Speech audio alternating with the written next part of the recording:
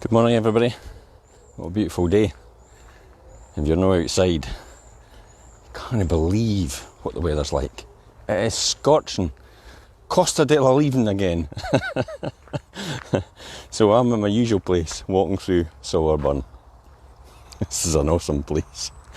I love it. So day 25. I'm going to have a wee disclaimer here. I am not a pensions advisor. I never am a pensions advisor. People will switch off straight away as soon as I start talking about pensions. This isn't the point, it's the theory behind it. So I'm not an advisor, I'm not a pension advisor, and I don't purport to be, but this is what I've done about investment strategies. We'll always talk about property. Good morning, Andrea. We'll always talk about property as your investment strategy and your investment vehicle. Yeah, I get it. It does produce a passive income, if you want it to. It does produce capital appreciation. But there's another vehicle, a very tax efficient vehicle. This is where everybody switches off. And it's called pensions. I personally never had a pension. I didn't expect to have a pension. I didn't want to have a pension. I never understood them. So I'll come to this, but I'm going to talk about this property. So, this property I bought in 2004, and I've had it ever since.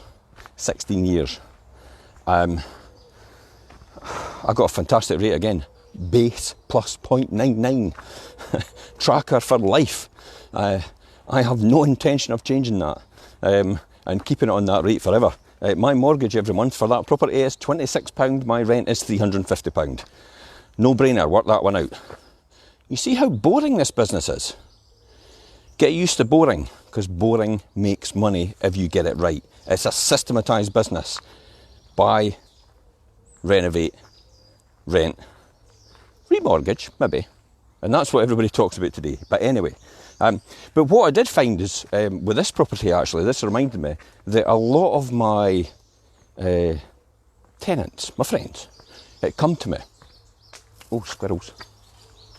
Fighting over the trees. Hello. A lot of the tenants that come to me are actually through personal referral. They like what I do. They like the accommodation I give them. So they want to come and stay with us. And this property actually has been, I've never ever looked to find a tenant for this property. It's always my previous tenants that have actually got another tenant lined up as they're moving out. One wants to move in. Hi, Anne-Marie. And that is it. It's personal recommendation. It's the service and the trust that you have for people, and that's why they keep continuing to use you. And that kept the occupancy rate high, so it kept it rented all the time. So I continue to earn money out of it all the time. Pretty boring, but it pays well. And it's accumulated in price over the years. It's probably, I think it's about 3 times the value now of what it was originally when I bought it. So it is pretty good. Let me talk about compound interest. This is the most important point. If you want to achieve something else, something that nobody else has got, you've got to do something fundamentally different. But it doesn't need to be that fundamental. It just needs to be incremental changes over time, which compound to the end and get a huge result.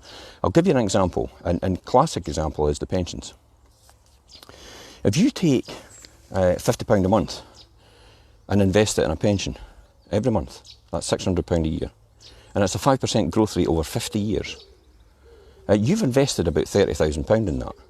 But do you know after 50 years that's worth round about £133,000? That's a huge amount. That's about 100,000 difference.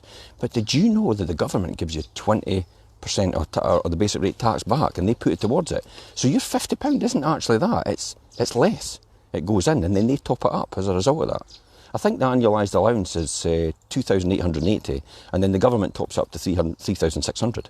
So they put money in all the time as a result. Did you know though, you can have a pension from birth? Everybody used to think it was 18. You don't need it. You can have a pension from birth, so you could have a pension for your children now from birth, and you could have a pension for your grandchildren and put money into that as well, and they will get the tax towards that for your grandchildren. And that's why I talk about 50 years and about doing something different. Pensions will not exist in 50 years' time. The government won't be able to provide for everybody. And you have to do something fundamentally different for your children, your grandchildren, potentially. And this is what we do. It's another slow burner. It's just putting a small amount aside.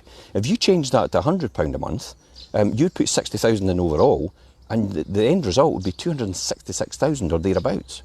That's a 200,000 difference. But you're not putting in £100 a month, you're only putting in about 80 because the government's topping it up.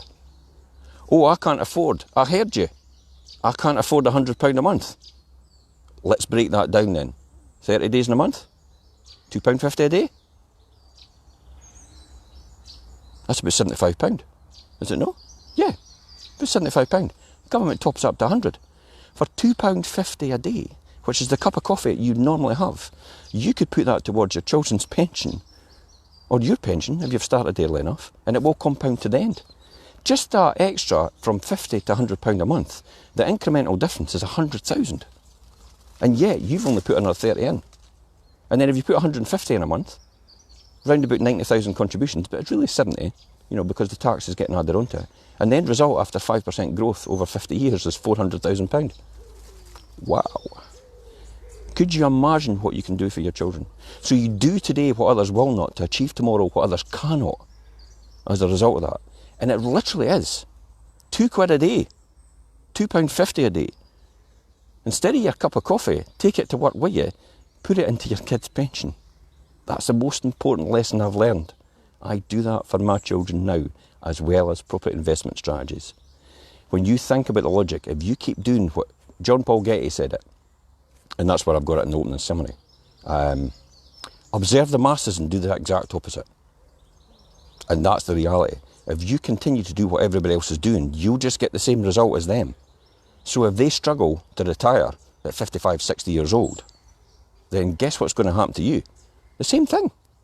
So that's why you do the slow burners on the side, and you put money aside now and again, and you just build it up over a long period of time, and you don't notice it. If you get a wee wage increase every year, or a salary increase, I know it's difficult just now, but if you do, don't spend it. Just put it into a savings programme for you or your children.